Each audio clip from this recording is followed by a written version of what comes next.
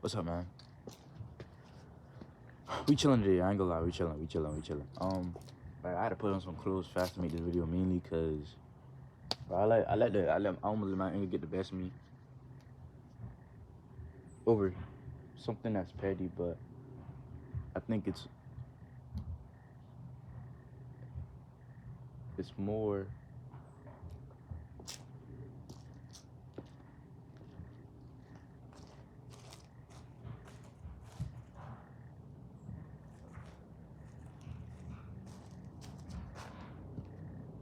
My fault. Sound too. I heard something. I thought I heard something, but yeah, I almost let anger get the best of me. Something petty, but more principle. You know. I just feel like if you give something and you don't expect, but they tell you they will return it, why lie and say you don't have it? You know, it's more of a trust issue than anything. But I got over it. It's still gonna still hurt. You can get over something and it's still, it still lingers a little to you. If it's a heartbreak or trust broken, backstab, it's anything with that correlation, it can still hurt. But like ignoring the person, but still lingering and watching them, it gets over. But sometimes you gotta get over it. But it be the same people that be like, you crying over that? But the same people who say, why you crying over that, was the same person who needed the thing. You know what I'm saying? But hey, bro, just sometimes you gotta get over yourself.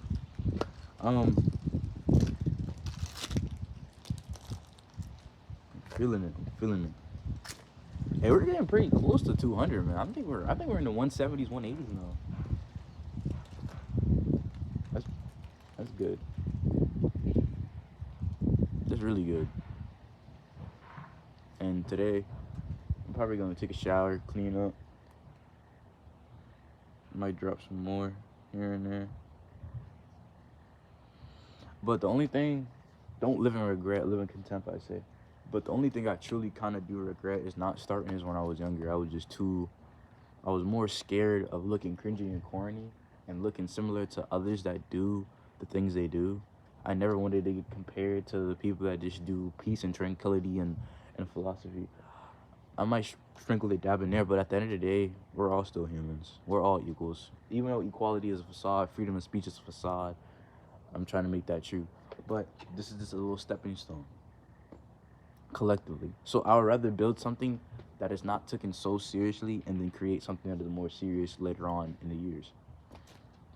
I'm ageless, bro. I'm ageless, I say. Hey, chill on the fit. I know. Why he got pajama pants with beat up Air Forces and listen.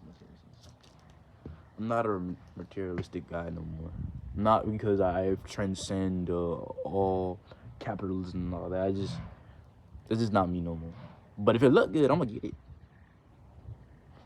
I'm not gonna get it because it's name brand, but if it look good, I'm gonna get it. You know what I'm saying? I think we console ourselves into material items more than we really think it is needed, you know?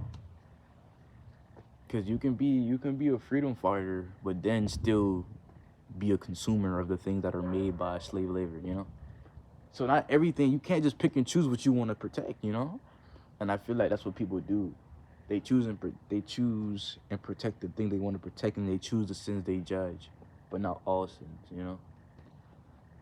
Bro, you gotta think we evolved, so you can't just, our forefathers in the olden times made this book of the rules and laws and the testaments. Yes, you can follow that, but if you follow it to a T, you're breaking them just by existing in this new world. You gotta think that was made thousands of years ago. We're evolving as humans. Things are different now. Morals are different. So with that, you may have to evolve. But sometimes people are stubborn. They don't like change, and I didn't like change for the longest. When I changed schools, I hated it. Bro, my Christmas gift was telling me I was changing schools, and I cried, bro. I swear, I cried. Because I was like, I was like a sophomore or freshman when I changed. Because I loved the school I was at. All my family went to that school. My friends, my cousins, everybody I knew went to that school. And come to this new school, at the time, yeah, I met some cool people, but I also met some demonic spirits that ruined me on a detrimental level. But I got over it, you know. When people say it's not that deep, it's good to use. I use it's not that deep sometimes, so I can't even say, oh, why you say that, you know, because everything's that deep. But sometimes it might not be that deep, but it's deep to you. So hold on to that. Hold on to that. Hold on to that. You know, hold on to that real passion of it. But anyway, not gonna lie, I'm thinking about making multiple videos in a time span of 3 hours in this backyard. Not my backyard, but in this backyard.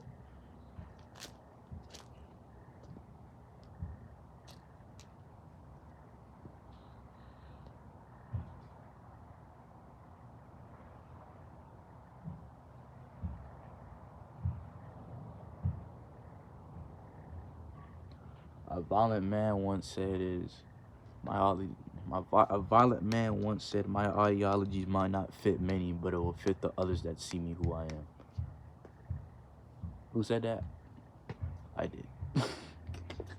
I did, but maybe somebody else said it, but in a rephrased way. You know, I did. I was a violent man, but I wasn't a corny boy like, oh, when I get mad, I see red, I black out, and there's bodies around me. No, I didn't know how to control my anger, and not into the way where you stay calm, but control your anger into being able to balance your anger with logic. Because once your emotions overthrow your logical contraceptors and your synapses in your brain and your visual cortex starts to get blurry because of your anger, you tend to see that everything lies differently. When people say, matter of fact, don't want to excuse myself because I used to say this too. I used to say, well, your true intentions come out when you're angriest, and that's a lie. I think that's a lie. I was like, when you're angry and you say things, do you truly mean it because of your emotions? I used to think emotions used to be a truth serum, just like alcohol. They say I don't drink or smoke anymore. Well, I never drunk. I never drunk. Never smoked. You know, you know what I'm saying? Black dude with dreads usually assume he drink and smoke. No, that's not me. I was a so-called athlete. I still am. You know, here and there, I'm still am. I can hit a couple bat flips, wall flips, little cartwheels. I can still throw a ball a good 80 yards. I can, you know what I'm saying? But I know as I get older, I'm not going to reminisce about the things that happened a couple months. It's a couple months now, but later on, it'll be a couple years. So I'm not going to bring it up here and there. Wise minds always get told that they're not wise enough to understand the true totem pole of the world, you know? But I feel like people try to be so deep that it comes off vague. Like, they say the most vaguest things so they can seem deep, you know? That's how it is. They say the most vaguest things.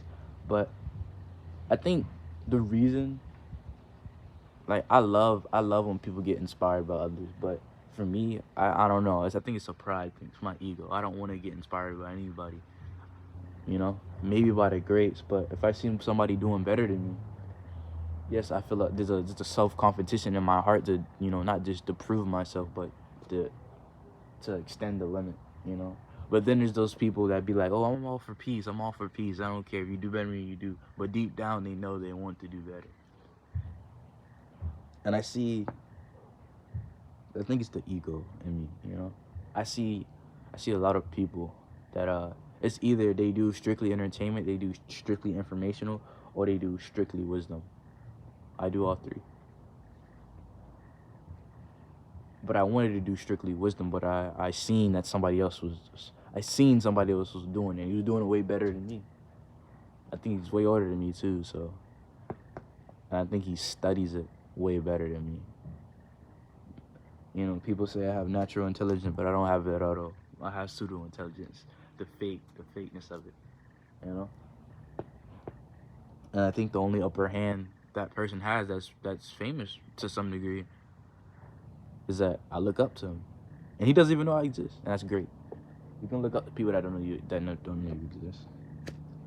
But the only reason I look up to him because I know I never want to be him. I never want to be so indulged in philosophy and psychology to the point where I go in psychosis. I went through psychosis, I think, before, mainly because I just didn't have a sense of self that could be credible to anybody else. You know, you only know yourself how farther you think. You know, how far can you think about yourself? And I think the things that we put on, the things that we wear, the things that we do, is the so-called sense of self. But our mind, this is only a husk, a shell. You know, it's only our body. Your arm get blown off, you get a prosthesis. It's only your body for now. You know. But then you got those really badasses be like, I'm not scared of death. I'm not scared of dying. I die for what I live for. Yeah, I shall die for what I live for, but who's gonna carry on my word to the extent? Because even when you die, your word may get carried on for years on end. But at the end of the day, we're all gonna be forgotten. But I feel like it's a pride thing to be remembered. I wanted to be remembered when I first started this, but maybe I like to be remembered to the point where civilization still know me, but after that, I want to be forgotten. Because so many things are ubiquitous in the things we do. You don't remember who created it. You know? Like, who created the first mirror? Who created the first shoestring? Who created the first sidewalk? Who created, the first traffic light? Well, I actually do know who created that. Never mind, take that back. Who's the first one to create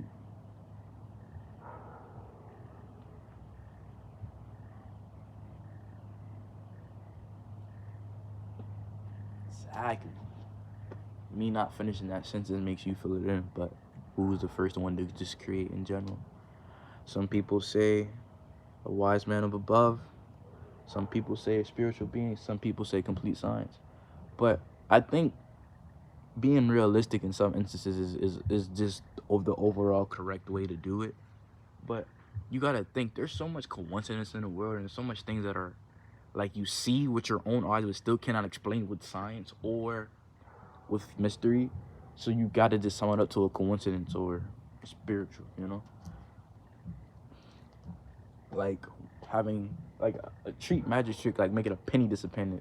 Make a penny disappear is crazy, right? But you go look at something, right?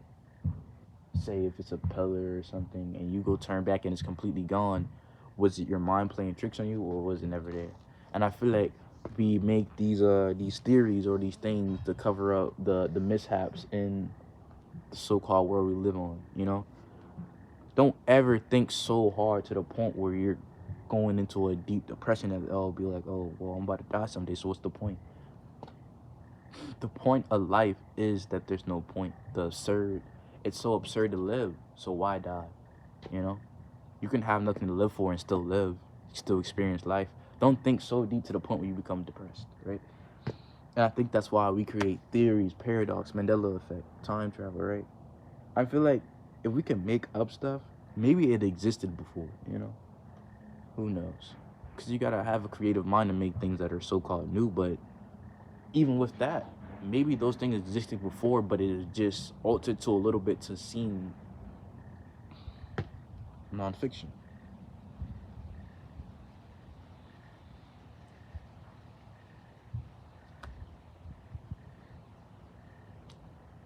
Might want to hold off on that, you know? But